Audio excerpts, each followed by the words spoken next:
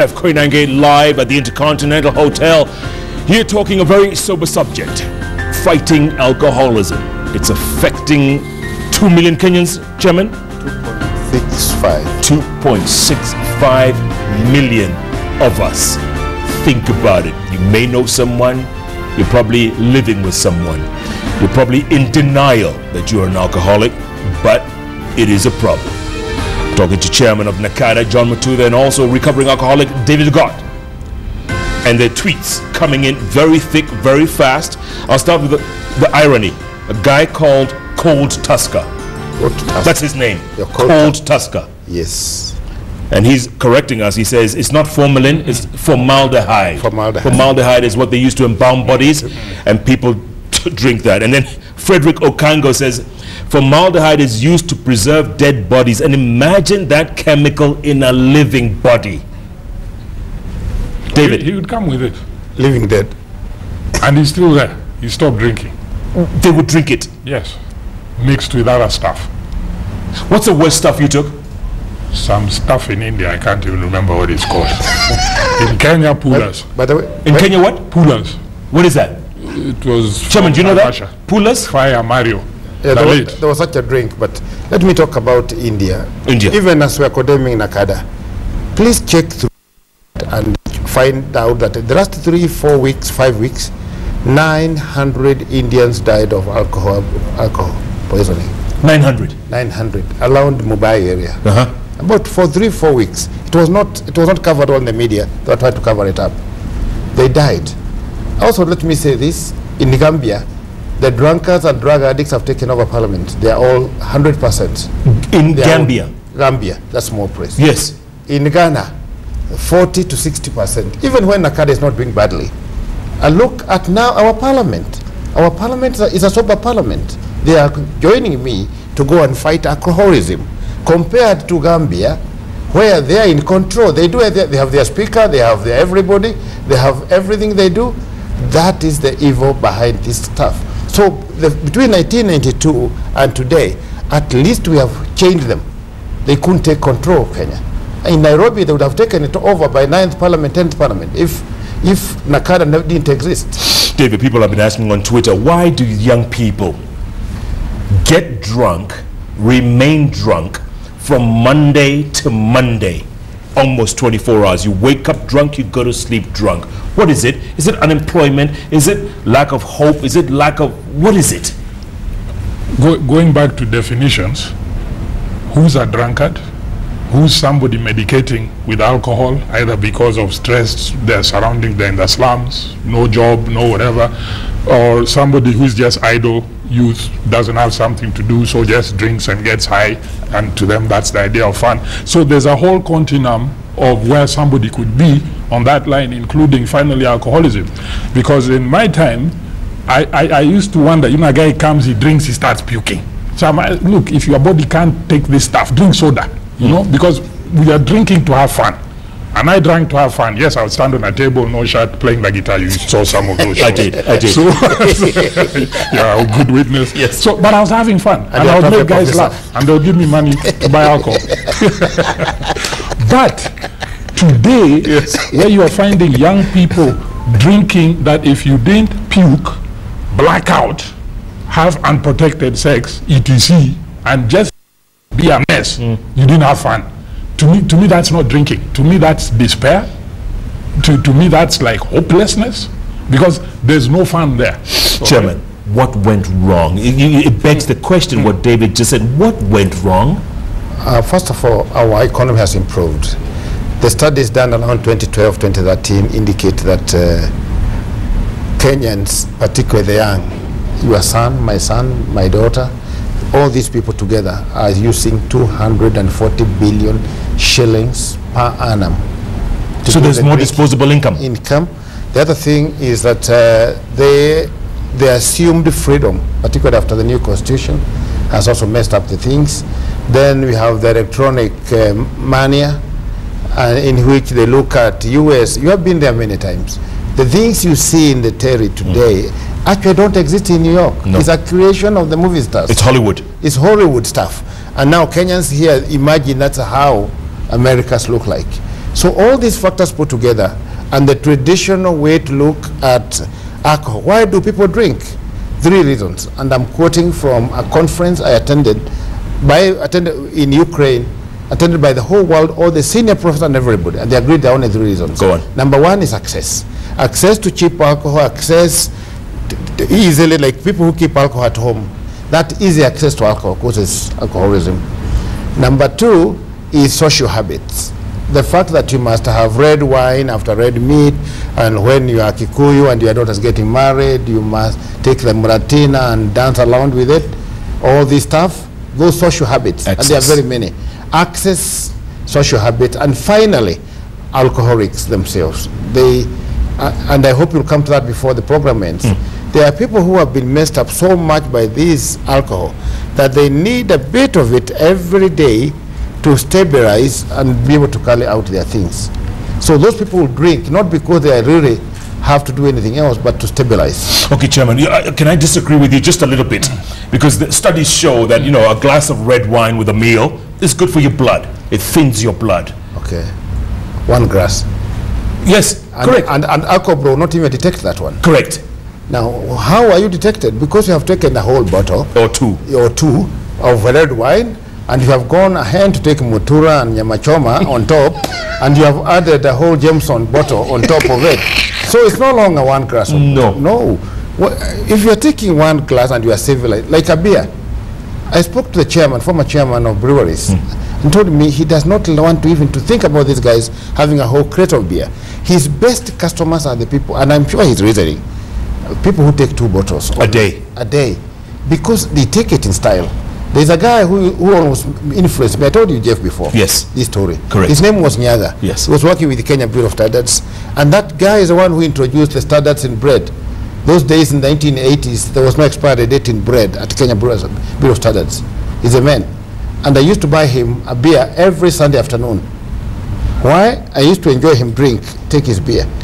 And you wouldn't touch it? I wouldn't touch it. You'd buy for him? I would buy for him, faith-free, every Sunday afternoon after church. The guy would look at the beer first of all, look at it around like this, Yeah. check whether it's in the right temperature. Yeah. He would have a clean glass. It's a place called Odero, Duboini, just a place there. Yes. A bar called Modern. Then he would pour the stuff, looking at the foaming, and then he keep quiet, look at it again, sip, no talking. Describe this one. Listen, the temperatures here were not exactly right. There was a problem with temperatures or acidity. He would educate me about beer, and I had so many free lessons of brewing, and the standards had just come from Russia. That man never took more than 2 bottles, but he enjoyed the drink.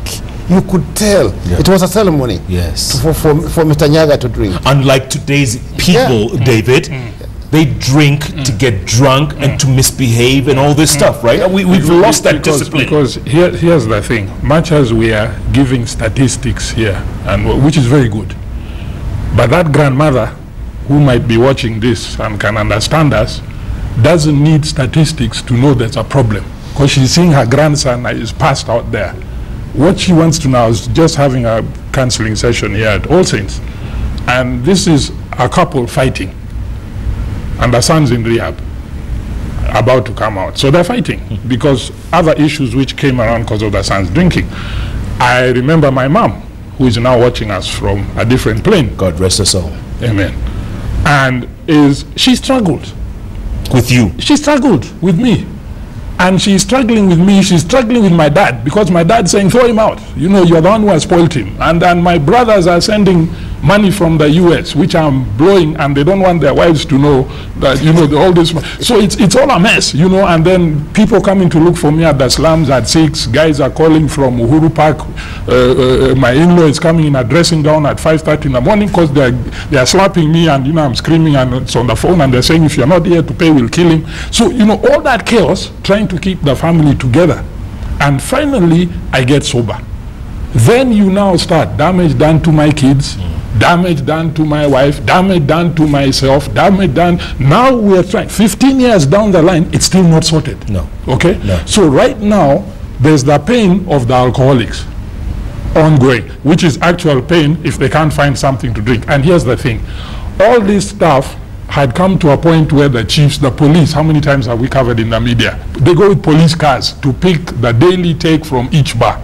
The AP is the same. So now we became complacent. So now with this crackdown, if it is sustained, this thing simply goes back to where it was, underground, but it's not going away. Yeah. Okay? It'll be like prohibition in the US. Exactly. Which will then come with its own Chairman, can we win this war? Can we win this war against? Yeah, we're winning. No, we're not winning, Chairman. Let's face it. We've got more alcoholics, we've got more drunkards, we've got more people out of control. I don't speak for my president because I don't belong to his team of people spokesmen. But I know there are systems now already being set to do treatment and rehabilitation to addressing ourselves to our 2.6 million brothers and sisters, our sons and others. Alcoholism and drugs problem, unlike any other condition like TB or any other thing, one member of the family affects everybody. It's such a big, you know it, it's such a big issue. Saying, yeah. So what we are trying to do is that we are trying to find massive treatment formulas. India have done it in 3 million batches and have been doing it very successfully. He said at the beginning of the show that there is a part of the brain that triggers that urge, that desire to take. Yes. The good news is that there is medicine that has been discovered which disconnects that nerve. It's costly, but it works. It does work. It does work. It is an implant, so you don't need to do a daily, and therefore within 8 hours, a patient is handled and the toxic process more or less sorted out. Then you are left with psychotherapy. Those are some of the options that we are going to discuss further, and I believe deep inside myself, come before end of the year, our president and our members of parliament, given the zeal, today I was the whole day with them out there, they will find a budget so that everybody gets this free treatment. And the other issue is free. It's free treatment. Who's going to pay for it? Our new constitution says that you are entitled to free to free health services. If you look at it very keenly, it's a service. And by the way, it is not like as expensive as riding a rocket to the moon to do this treatment and rehabilitation. But people like to make it so complicated. It can be simplified. How much is a rocket to the moon, Chairman? I haven't been there. Let me tell you this. In Kenya, for 6 weeks at Karen, some of the homes going to cost you 430,000. Yes. $500,000. Yes. And now, if you look through other places here in town, it's going to cost you 30,000. Other places is going to cost you 60,000. All of you are going to get treated. How much do you charge?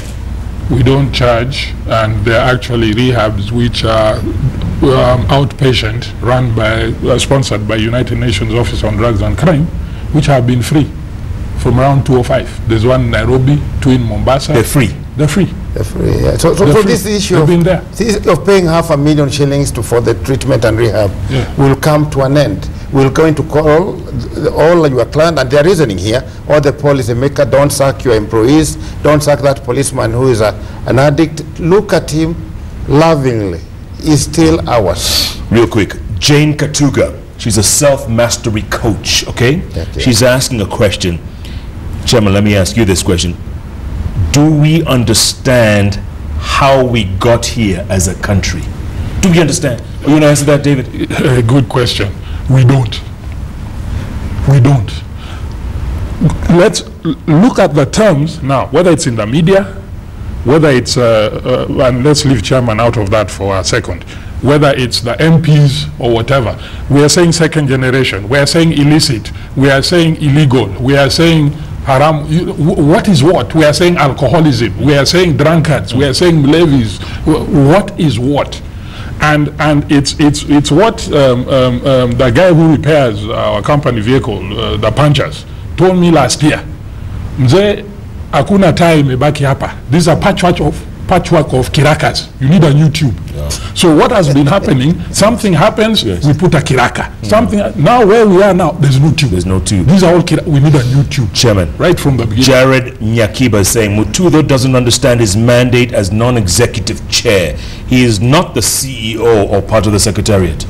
Congolans, I'm supposed to work only once in 4 months You have to do the job as per the Act. But this goes beyond common sense. What do you call him? His name is Nyakiba. Nyakiba, please tell my boss I need to work once in 4 months. And I'll be a happy guy. I'll be with my family. And that they're watching me now. They're sending me, they're tweeting here, telling me they're enjoying the show. Thanks, Jeff. So according So why do you do it, Chair? Why do you bother? This life has more than just the pay, I said it. This life has more than these bureaucracies and the law they keep on defiling to. One of those laws they keep on pinning me on and defiling to. It's me who made that law. Mututho laws. Mututho laws. Mututho law I didn't make so that I can make money, honestly. Mututho law was made so that we can respond to a need, an urgent need to have a sober nation. Now, if we were to look at the current legislative agenda, it says like this: you are, as a parastatal chair, you are supposed to have a minimum of 4 meetings in a year. That's good. I'll be good. And there are about 300 chairmen. You never heard of them. They're enjoying having a great time. They don't talk. They don't have free press night. It's good for them. Now, how do you make laws and regulations and policies? One of them is by following, and the easiest way is presidential pronouncements. On the 13th of June, 2013, the president roared at Kasarani and said what he said. They can check. If you look at the time or they were doing vetting on me, the members of parliament, everything they said is what I'm trying to do. I'm not creating the story. I'm not writing the script. So, if being an executive sitting in a red carpet place, which I don't need, by the way, my office is very well carpeted, very comfortable seats, and I'm there 106 hours in a week. 106? Hardly 6 hours. Oh, hardly 6 hours. Most of the time I'm in those commercial places, Taveta, other places, very dangerous places. Using your money? Using my money. David. My question and I visited him. By the way, I visited him. With his own money. My question is, if the president... And I bought ranch. Yes, you did. With my own money. Yes. Yeah. If the president had not said what he said, yes, would there be all this attention now to the problem? So there are hiccups, yes, in the implementation, which is good. People can sit back and see where did it go wrong. Because I'm sure his intention was not for people's property to be destroyed. So that person, there are already people saying, why is the president making such directives? They're illegal. They're David, maybe desperate times call for desperate measures. Exactly. That's why if he sits as the chairman is supposed to sit, General Noriega had to be whipped by Reagan. Correct. Reagan said enough is enough. Correct. You cannot be the marketer of drugs that are messing my people. I go for you. And they went and collected him. Yeah, real quick, before we go to break, Daniel Obara is asking, if I may ask, has Mututho ever tasted beer? I've said it again. Half a glass of Tusker Dampe on 11th of December 1974 at Kagema Bar, Turi, Moro, 2 o'clock time. And I didn't like it. 2 p.m. or 2 a.m.? 2 p.m. Molo? Yes. And you didn't like it? I didn't like it. But it tasted drop after that? And nothing. And I say, the time I almost got tempted was 1980, observing my friend Nyaga having his beer, but I never tasted it. I only reasoned.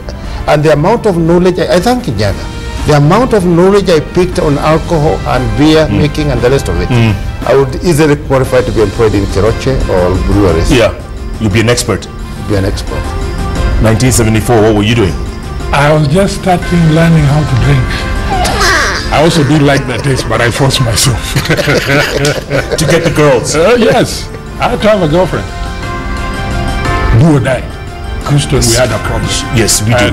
Yes, we do. Gentlemen, let's take another break. Come back and talk about solutions. Yes, sure. Solutions. Way forward. Desperate times calling for desperate measures. What is the way forward? We've got a country of drunkards out there. We don't know how to treat them. Yeah. Let's take a break. Keep tweeting at Ogot David, at John Mututho, at Koinange Jeff. The hashtag we've been using all evening, fighting alcoholism. Houston, we have a problem. Let's take another break. Come back. JKL will be back in a moment.